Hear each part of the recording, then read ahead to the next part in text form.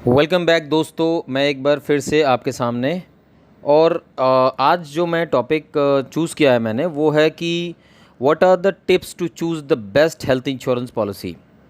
तो क्या चीज़ें हमें ध्यान में रखनी चाहिए, कितना सम इंश्योर लेना चाहिए, किस तरह की पॉलिसी के साथ में जाना चाहिए, कौन कौन से प्लान्स हमारे लिए बेस्ट हैं, वो 4-5 पॉइंट ऐसे क्या होते हैं जो गौर से देखने चाहिए हेल्थ इंश्योरेंस पॉलिसी लेते समय। और दो एक चीज़ें मैं और भी अपनी तरफ से ऐड करना चाहूँगा कि आप उनसे किस तरह के सवाल पूछ सकते हैं, जो एडवाइज़र या जिससे भी आप बात कर रहे हैं, जो एजेंट या एडवाइज़र है, उससे आप किस तरह के सवाल पूछ सकते हैं। तो मैं एक एक करके कवर करता हूँ। सबसे पहले मैं आपको ये कहूँगा कि जब आप एक हेल्थ इंश्योरेंस पॉलिसी चूज़ करने जाते हैं तो वहाँ पे सबसे पहले आप राइट कवरेज चूज़ करिए। मतलब आप देखेंगे कि आप जितना ज़्यादा ले सकें उतना बेटर होता है। बट मैं आपको कभी ये सजेस्ट नहीं करूँगा कि आप बहुत ज़्यादा प्रीमियम पे करके आप एक हेल्थ इंश्योरेंस पॉलिसी को चलाइए, बिकॉज़ हेल्थ इंश्योरेंस पॉलिसी को आपको आगे भी रिन्यू करना होता है, तो वो प्रीमियम भी आप ही की पॉकेट से जाता है। तो आप ज़रूर 2-4 प्लान देख लें, और जिसमें कि अगर थोड़ा-सा प्रीमियम ज़्यादा देके आपको ज़्यादा कवरेज की पॉलिसी मिलती है, तो आप हमेशा ज़्यादा कवरेज के साथ में जाइए। एक राइट कवरेज लीजिए जो आपकी फैमिली के लिए अच्छा है, पहली चीज़। दूसरी चीज़, आप फ्लोटर प्लान लीजिए, मतलब हस्बैंड, वाइफ और चाइल्ड, मतलब सब लोग एक कंबाइंड एक पॉलिसी लीजिए। उसका एक रीज़न बताता हूँ। असल में जब आप 2 या 3 पॉलिसीज़ लेते हैं, कभी-कभी मैंने देखा है बहुत सारे लोगों के पास ऐसा होता है कि उनको कोई पर्सन ये एडवाइस कर देते हैं कि सर आप एक पॉलिसी आप अपना ले लीजिए और एक पॉलिसी में आपकी वाइफ और एक चाइल्ड को ऐड कर देते हैं, तो आपका प्रीमियम कम आएगा, लेकिन वो लॉन्ग टर्म में प्रीमियम ज़्यादा हो जाएगा। ठीक है। और अगर आपने सम इंश्योर्ड अमाउंट 10 लाख रुपया लिया हुआ है और उसमें तीनों मेंबर कवर हैं, सो आप देखेंगे कि 10 लाख में आपका काम चल जाएगा। लेकिन वो डिपेंड करता है, पर्सन टू पर्सन वेरी करता है कि आप कितना प्रीमियम दे सकते हैं। तो ज़्यादा बेस्ट है कि आप फ्लोटर प्लान के साथ जाएं, कंबाइंड पॉलिसी के साथ जाएं, क्योंकि ये भी सही बात है कि अब एक परिवार में अगर 3 लोग रहते हैं या 4 लोग रहते हैं और आपने अगर 4 मेंबर की पॉलिसी ली है, तो ज़रूरी नहीं है कि चारों के चारों मेंबर का कोई प्रॉब्लम आएगा, वो हॉस्पिटल में एडमिट होंगे, ये ज़रूरी नहीं होता है।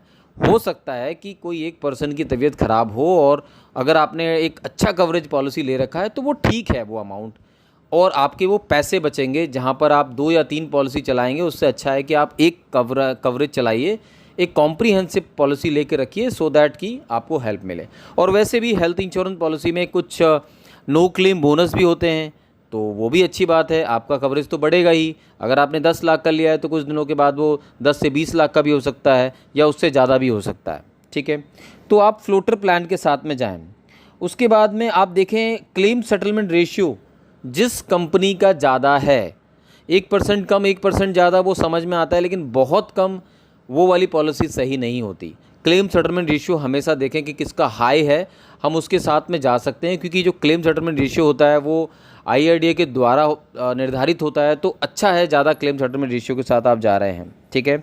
तीसरा, आप नेटवर्क हॉस्पिटल की लिस्ट ज़रूर देखें, खास करके जिस सिटी में आप रहते हैं वहाँ तो ज़रूर देखें, और साथ ही साथ आपके आसपास के जो और कुछ जो एरियाज़ हैं, जो और सिटीज़ हैं या और जो डिस्ट्रिक्ट्स हैं, आप उनको भी ज़रूर देखें। और जहाँ पे फ्यूचर में हम जा सकते हैं वहाँ पे भी नेटवर्क हॉस्पिटल ज़रूर सर्च करें कि कौन से नेटवर्क हॉस्पिटल मेरी पॉलिसी में आ रहे हैं, वो अच्छे हैं, कैसे हॉस्पिटल्स हैं, क्या वहाँ पे ट्रीटमेंट लेना सही होगा नहीं होगा।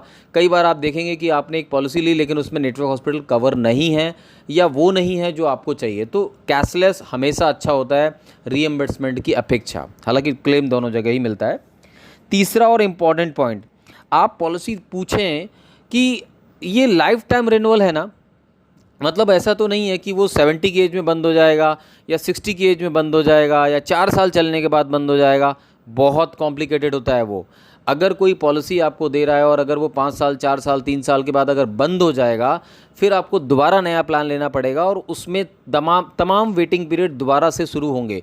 30 days waiting period, 2 years waiting period, और कोई किसी को नहीं पता, अगर कोई प्री एग्जिस्टिंग प्रॉब्लम हो गया, मतलब कुछ भी प्रॉब्लम जैसे BP, शुगर, कोई भी प्रॉब्लम अगर हो गया, तो फिर उसका 4 साल का वेटिंग पीरियड या 3 साल का वेटिंग पीरियड उसमें दोबारा भी लग सकता है। तो हमेशा देखें कि लाइफ टाइम रिन्यूअल वाली पॉलिसी लें, देख के लें, ब्रोशर पढ़ के लें कि उसमें लाइफ टाइम रिन्यूअलिटी लिखी हुई है या नहीं। चौथा पॉइंट, आप देखें कि पॉलिसी के अंदर एक फ्री मेडिकल हेल्थ चेकअप है या नहीं है। ओके, एक इम्पॉर्टेंट बात, अगर आप फ्री मेडिकल हेल्थ चेकअप देख रहे हो, अगर किसी पॉलिसी में फ्री मेडिकल हेल्थ चेकअप है, तो फिर आप उसमें ये भी देखो कि मेडिकल हेल्थ चेकअप में मिल क्या रहा है। ऐसा तो नहीं कि वो सिर्फ नाम का ही मेडिकल हेल्थ चेकअप है, उसमें कुछ मिल नहीं रहा है। तो आप जो मेडिकल टेस्ट में मिलने वाला है वो डिस्क्राइब किया होता है पहले से, आप उसको ज़रूर देखो। वो पॉलिसी के ब्रोशर या पॉलिसी वर्डिंग या डॉक्यूमेंट में ज़रूर लिखा होता है। एक बार चेक करो कि आपको फ्री मेडिकल हेल्थ चेकअप के नाम पे क्या मिल रहा है, ये भी बड़ा इंपॉर्टेंट होता है। ठीक है, उसके बाद एक इम्पॉर्टेंट पॉइंट मैं और बताता हूँ आपको कि पूछो प्रीमियम कैसे बढ़ेगा। प्रीमियम कैसे बढ़ेगा, क्योंकि हेल्थ इंश्योरेंस में आज प्रीमियम कुछ और है, 5 साल बाद कुछ और हो सकता है, अगले साल भी कुछ और हो सकता है। दूसरी चीज़, आपकी इस समय एज क्या है, अगले साल आप उस एज स्लैब को क्रॉस कर रहे हों। जैसे हेल्थ इंश्योरेंस पॉलिसी में क्या होता है, डिपेंड करता है company to company, 31 to 35 premium same रहता है, फिर 36 में बढ़ता है, ऐसे करके वो 40 तक सेम रहता है, फिर 41 में बढ़ता है। इस तरह से प्रीमियम बढ़ते जाता है 5 साल के बाद। कुछ पॉलिसीज़ ऐसी भी हैं जो एनुअल बेसिस पे आपका प्रीमियम बढ़ाती हैं। तो ये ध्यान रखना है कि हमारी पॉलिसी में प्रीमियम किस तरह से बढ़ रहा है। ठीक है, एक और इम्पॉर्टेंट बात बताता हूँ, डे केयर ट्रीटमेंट। इसमें क्या होता है, जो बीमारियां एडवांस एंड टेक्नोलॉजी की वजह से लेस देन 24 आवर्स में कंप्लीट हो जाती हैं, उसको डे केयर ट्रीटमेंट बोलते हैं। ठीक है, तो डे केयर ट्रीटमेंट अगर किसी पॉलिसी में आप ले रहे हो और अगर उसमें कुछ लिस्ट है, मतलब 500 डे केयर ट्रीटमेंट कवर होंगे, 200 डे केयर ट्रीटमेंट कवर होंगे, कोई अगर नंबर हो तो पहले प्लीज़ उस नंबर को थोड़ा एक बार चेक कर लें। और ज़्यादा बेटर है कि अगर किसी पॉलिसी में लिखा है ऑल डे केयर ट्रीटमेंट, ये ज़्यादा अच्छा होता है हमेशा किसी नंबर से, क्योंकि नंबर्स में भी वो सारी डिसीज़ कवर होती हैं, वो बहुत ध्यान से उनको लिस्ट करते हैं, वो ठीक है, लेकिन फिर भी डे केयर ट्रीटमेंट अगर ऑल है तो ज़्यादा बेटर है। ऑल राइट, उसके बाद में अगर पीडी, अगर कोई प्री एग्जिस्टिंग प्रॉब्लम है तो वो कब कवर होगा ये पूछना ज़रूरी है। और ये बात रिकॉर्डेड लाइन पे पूछें कि आप क्या कहना चाह रहे हैं, एग्जिस्टिंग डिसीज़ से रिलेटेड कुछ प्रॉब्लम होगा तो वो 3 या 4 साल के बाद कवर होगा। आप सिर्फ ये वर्ड मत समझना कि कोई अगर आपसे कहे कि सिर्फ पीडी आपका 3 साल बाद कवर होगा और आप समझे भी नहीं कि पीडी का क्या मतलब है, सॉरी बट अगर नहीं समझे तो वहाँ पे हमें बाद में क्लेम करना पड़ रहा है और हमारे सामने एक प्रॉब्लम खड़ी हो रही है। ठीक है, हेल्थ इंश्योरेंस पॉलिसी में एक पॉइंट होता है, उसको बोलते हैं organ donor cover. Organ donor actual में क्या होता है कि अगर कोई इंश्योर्ड मेंबर है जिन्होंने पॉलिसी ले रखी है, उनका अगर कोई ऑर्गन ख़राब होता है तो वो किसी न कोई पर्सन उन्हें डोनेट करता है। तो कुछ इंश्योरेंस कंपनी बोलती हैं कि जो पर्सन आपको डोनेट कर रहा है उनकी बॉडी में से जो ऑर्गन निकाला जाएगा उसको हार्वेज कॉस्ट कहते हैं, इंश्योरेंस पॉलिसी उसे भी कवर करती है। तो कितना कवर करती है ये डिपेंड करता है पॉलिसी टू पॉलिसी, वो भी देखना ज़रूरी होता है। ऑल राइट, सो ये कुछ पॉइंट थे, लास्ट में 2-1 पॉइंट जल्दी से कवर कर लेता हूँ, वीडियो काफ़ी लंबा हो चुका है। आप रूम रेंट हमेशा देखें कि उसमें रूम रेंट कितना मिल रहा है। आईसीयू हमेशा देखें कि आईसीयू कितना मिल रहा है।